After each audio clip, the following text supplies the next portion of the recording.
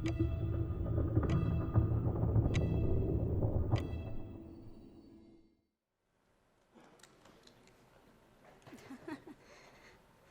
hello and welcome. Thanks for taking the time. So I'm going to talk about a project that my husband and I worked on for about a year, on and off, where we bought 2 Linux-powered rifles and took them apart and tried to figure out different ways that we can make them do things that they were not intended to do.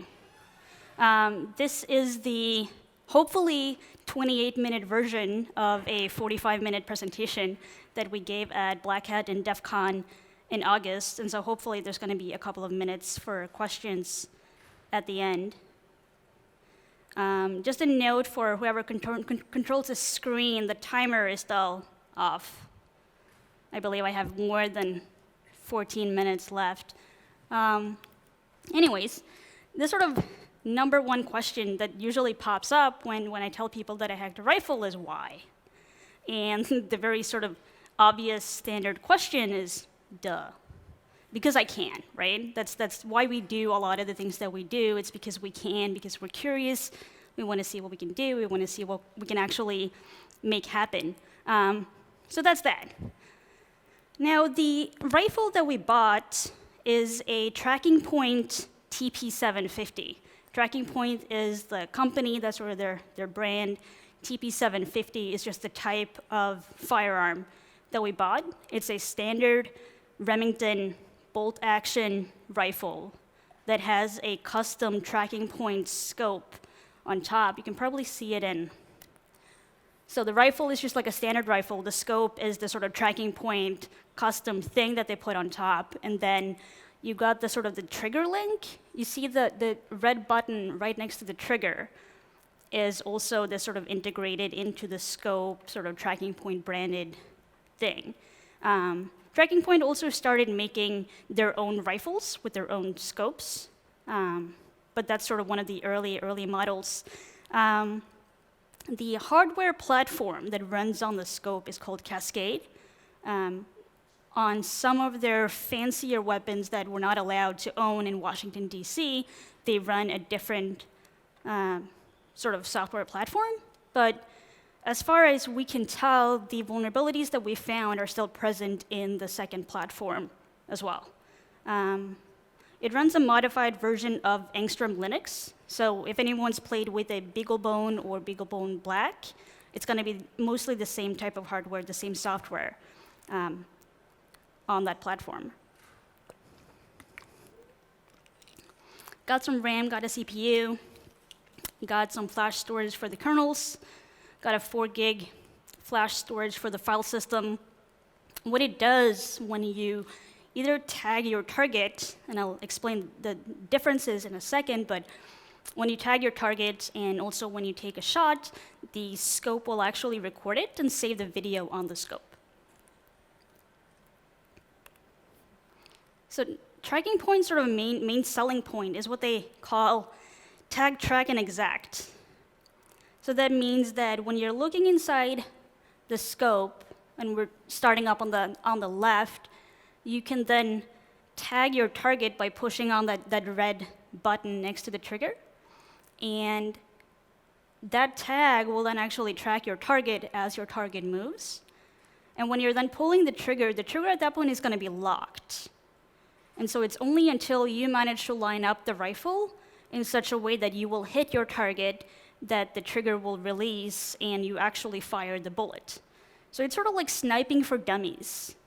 When we bought this, I had been shooting once in Las Vegas. I was not a big fan of guns, but I can easily hit any type of target with this rifle because it does everything for you. You sort of just have to hold the trigger. You can even close your eyes and sort of like maybe now, and then you fire and you actually do hit your target. So a couple of things to keep in mind about the things I'm going to talk about later on. The scope does set up its own wireless network, and the attacks that we've found and that we'll demonstrate does require the Wi-Fi to be on. We cannot fire the rifle remotely. That's sort of the one thing that we cannot do. So in that sense, TrackingPoint did a lot of things right. The TP750 is a firearm even without the scope. So that means that if you completely corrupt the tiny computer inside the scope, the thing will still function as a firearm. It's just going to be like this really heavy, difficult to use thing, and you're going to have to do all the calculations and aiming and everything on your own.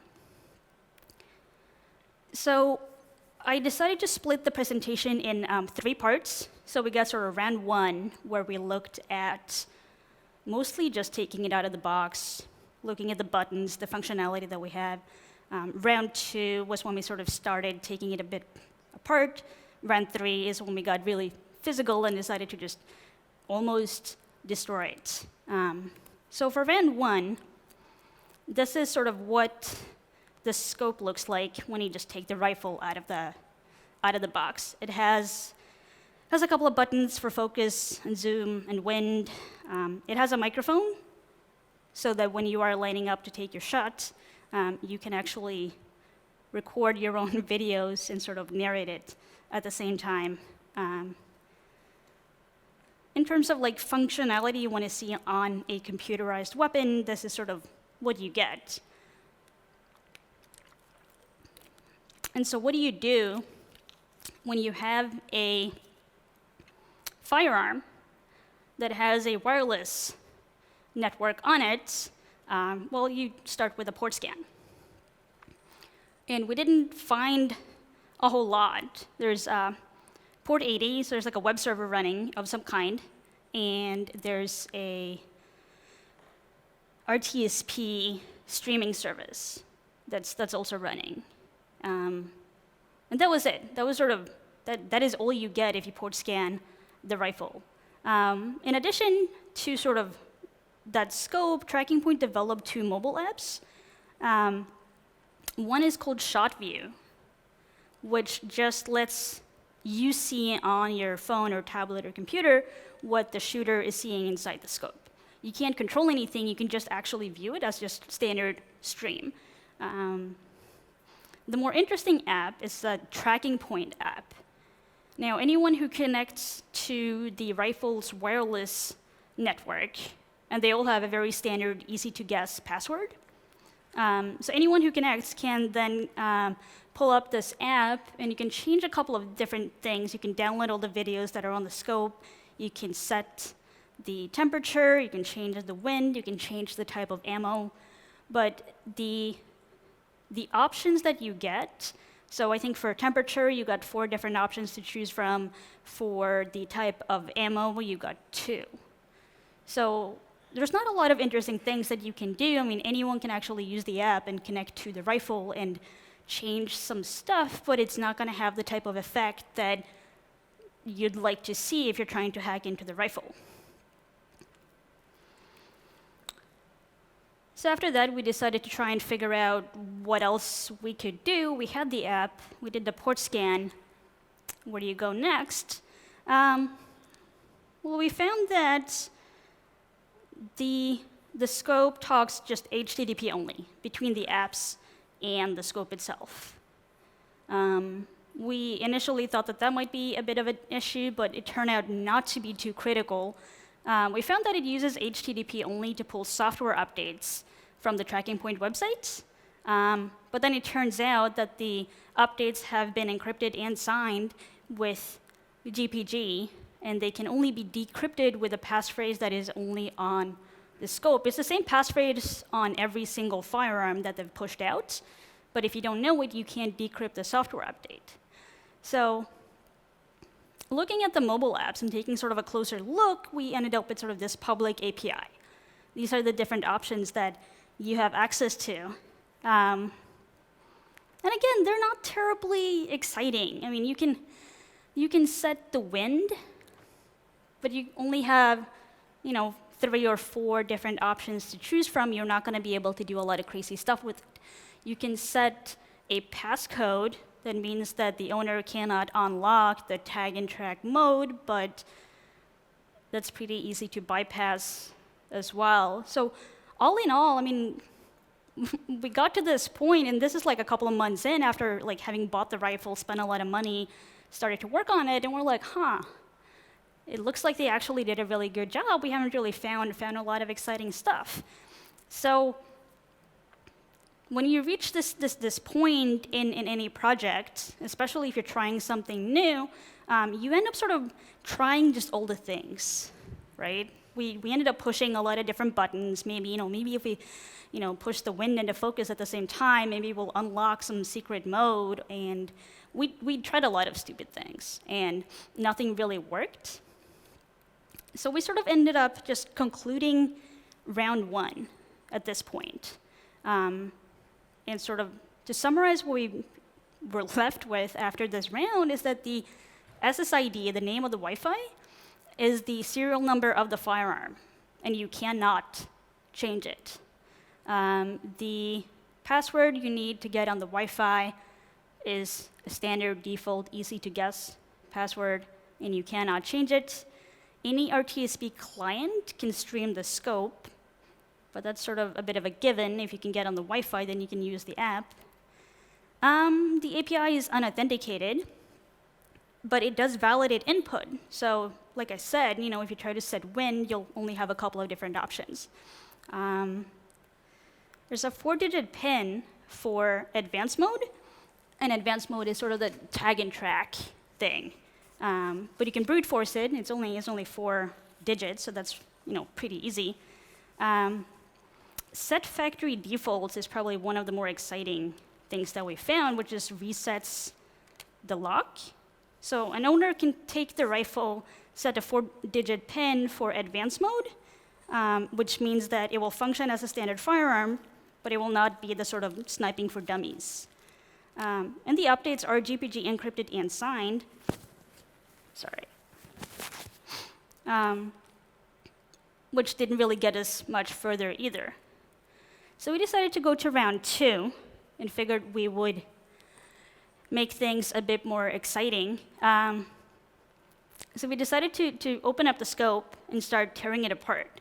And this is sort of at any stage, and especially in a hardware project, where you're dealing with an expensive piece of equipment, like a $23,000 rifle, you want to make sure that you don't break it when you take it apart. So we were really, really careful.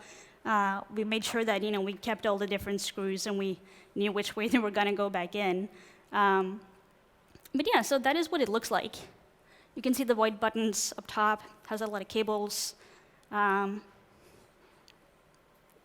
This is a different shot of it. There are, I think, 6 circuit boards total, and they're all double-sided. So the triangle that you see in the middle of the photo, there's stuff in there too, and there's more stuff underneath.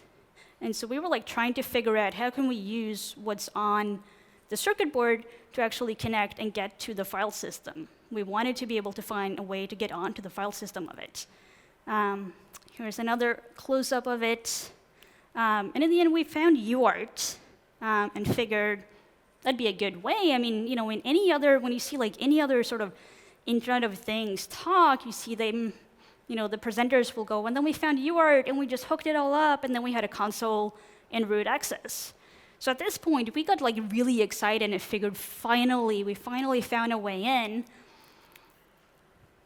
And we did. I mean, we hooked it up to UART. We got this sort of fancy boot screen, and we really thought that this was it. But not quite. TrackingPoint actually took the time to password protect console access I have no idea what the password is. It was not password, it's not admin, it's not TrackingPoint, it's not one of the sort of ones that you would guess. And at this point, we started getting pretty frustrated. I mean, we bought the rifles in September last year, and when we got to this point, we were probably well into March of this year. And we were sort of really trying to find a way in. But for round 2, we only sort of had, console access is password protected. And we also learned that the kernels and the file system are on separate chips. We found a way to try and dump memory. And in some cases, when you're dumping the memory, you also end up getting pieces of the file system. That did not turn out to be the case with the rifle, so that's how we learned that after dumping 16 meg of Linux kernels, we learned that obviously the file system has to be on a separate chip. It didn't really get us any further, though. So, round 3, as I said, when you have a really expensive project, you really want to make sure that it works when you're done. Now, at this point, we were getting fairly close to Black Hat and DEF CON, and we needed something. I mean, at this point, our presentation would have been, well, we had some mobile apps, and that's it. That's not a terribly exciting talk. So we decided to just rip the whole piece out. We really needed to find the chip that had the file system, and we needed to do it fast. One thing that happened in this process was that we actually ended up pulling the wrong chip. It wasn't until after we dumped the contents of the chip that we learned that it was the FPGA, it wasn't the file system, which we sort of probably maybe have fixed later on. The real file system was hiding underneath this big black blob capacitor, and we ended up having to travel from Washington, D.C. across the country to meet up with some people in Portland to get help to actually dump the file system. We were running out of equipment and just knowledge of how to work with it. So one of the people that we met up with saw this set of pins on the circuit board, sort of just right next to where we had UART earlier, which is used for eMMC. So using a controller like this, we just ended up hooking up the rifle like that with a USB on the other end, plugged it into your computer, and success. We actually got stuff at this point. So at this point, we had full root access to the whole system. And so we started digging around and trying to figure out what else we can get. We always figured that there was an admin mode. There had to be some way to unlock the sort of admin functionality. We just couldn't find it.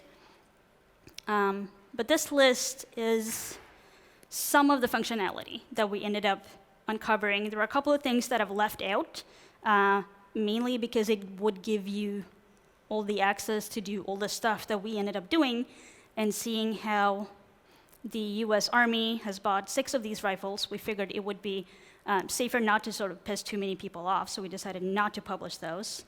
But if you look at the bottom 2 admin options, set Wi-Fi is one, and SSH accept is another one.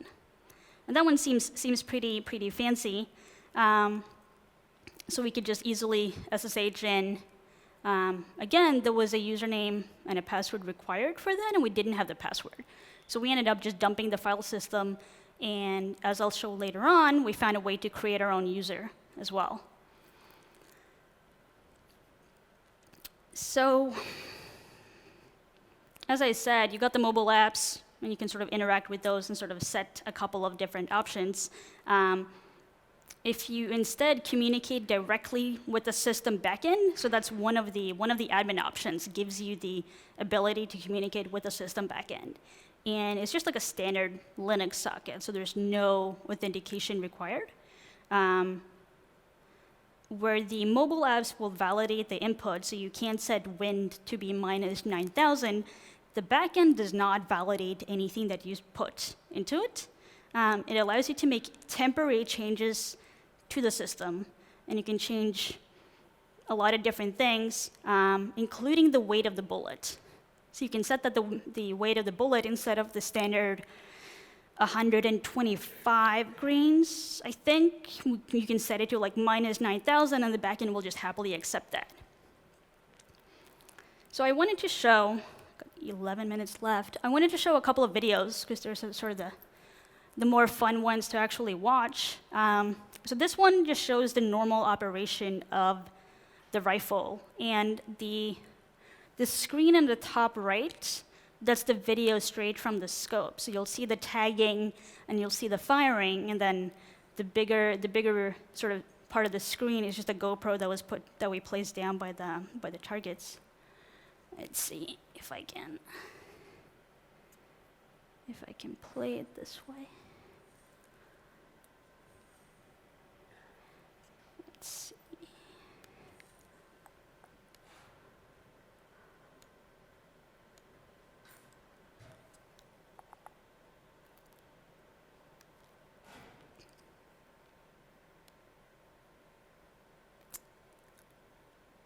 Can you see it if I just play it like this? Okay. So you got the tagging up on the right. You see the tag was dropped, the color of the crosshairs changed to red, and then it just fires on its own. So this is sort of normal operation. Now, what we did was that we connected and communicated directly with the system backend. We changed the weight of the bullets, and there's nothing in the HUD that indicates to the user that something is off. So this is what happens when the weight of the bullet is, I think, 50,000. So again, you're sort of trying to aim for the target on the right, same as before. You take the shot, and you end up hitting the target on the left instead. And there's nothing indicating to the user that this is the case. Let's see if I move my presentation back.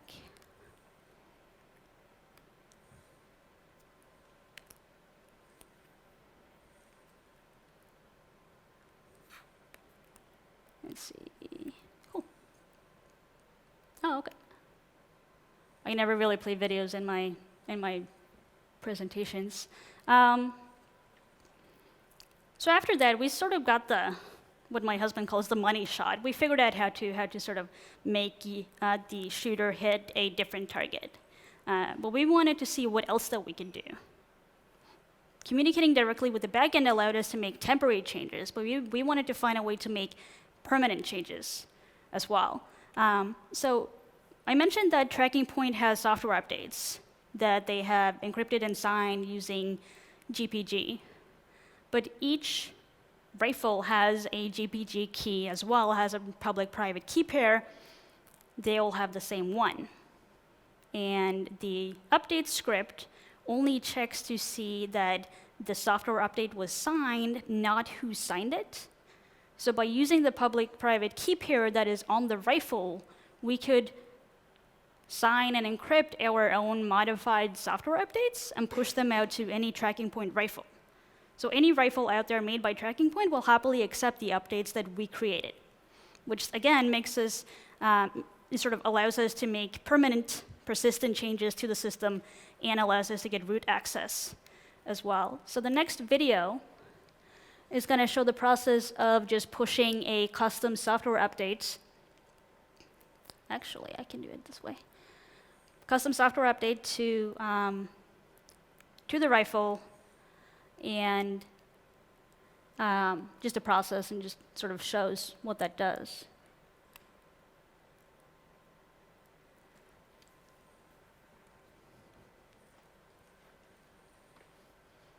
So initially, you just have to hit SSH_accept.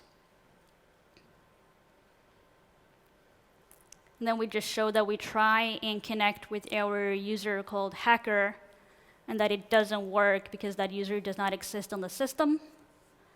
And then we apply our custom update with the upload script, and it starts the update process.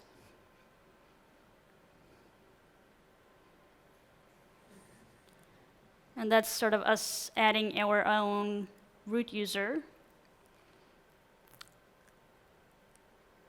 And then it just reboots once it's done. And then we'll show that we can SSH back in.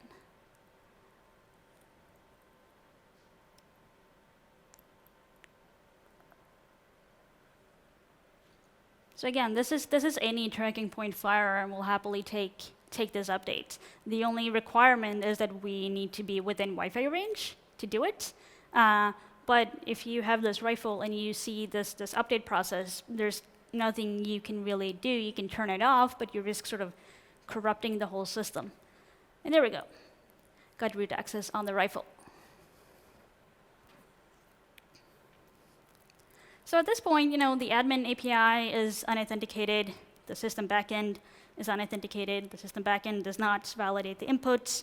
The GPG key on the scope can be used to encrypt and sign updates for any TrackingPoint firearm out there. That is pretty much what we wanted to get to. But at this point, finding and creating this custom update meant that we needed to, we had to go through the process of getting the file system and ripping that chip to actually be able to make this custom update. So we really wanted to find a way to do it without having that GPG key. I don't have time to show the demo, but using the software update script on the rifle, you can add your own root user as well. So you effectively have remote code execution on any TrackingPoint rifle out there. So this is sort of the part where I'm like, after all of this, I can stand there and say that it's not all that bad. It has USB ports. They're disabled during boot.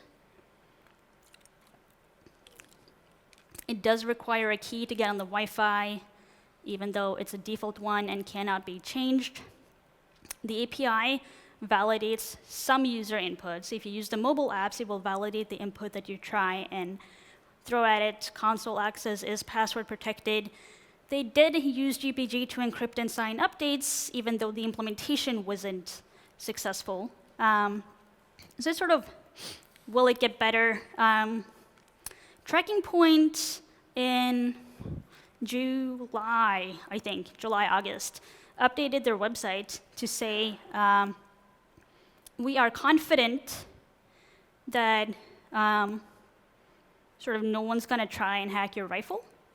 And they said that it is safe to continue using the Wi-Fi on your rifle if you are confident there are no hackers within 100 feet. And that's pretty much it. The company, even though the issues that we found are pretty critical issues, fixing them should not take more than 5 minutes. TrackingPoint has still not done anything. Every single rifle that they've sold and that they continue to sell will have all of these issues, which is a bit unfortunate, but that is how they want to do it. As the keynote speaker today said, you should probably try and leave the audience with some type of advice. My advice is that all vendors should level up. The issues that we found are not unique to this rifle. These are sort of standard issues that you see in a lot of sort of Internet of Things products. We're not really surprised that we found them. They're not really unique snowflakes. They're really easy to exploit, and I think a lot of vendors ignore this low-hanging fruit. At the bottom, you got 2 resources. Build It Securely in the OWASP IoT Top 10 will list the exact same issues that we found with the rifle. So, and then finally, I just want to say thanks to all of these people. If you haven't met them, if you haven't been to the hackerspace in Portland, then you should go if you happen to be on that side of the US. These are fantastic people that really helped us with this project and made sure that we had a good presentation and good demos when we got to Vegas. And I've got 2.5 minutes left, so thank you for coming, and if there's anyone who's got questions, then just let me know. Thank you.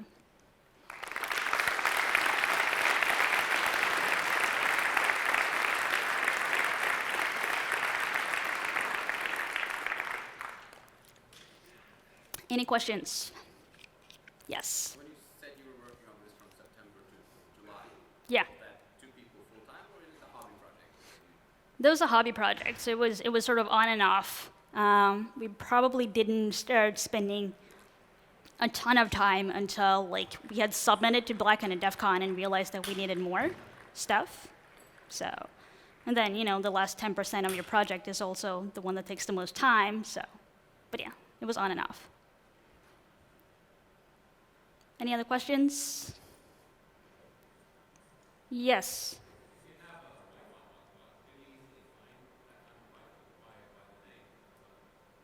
Yeah, so the Wi-Fi will start with TP750 _ the serial number of the rifle.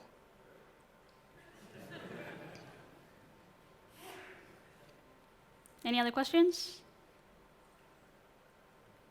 No? Okay, thank you.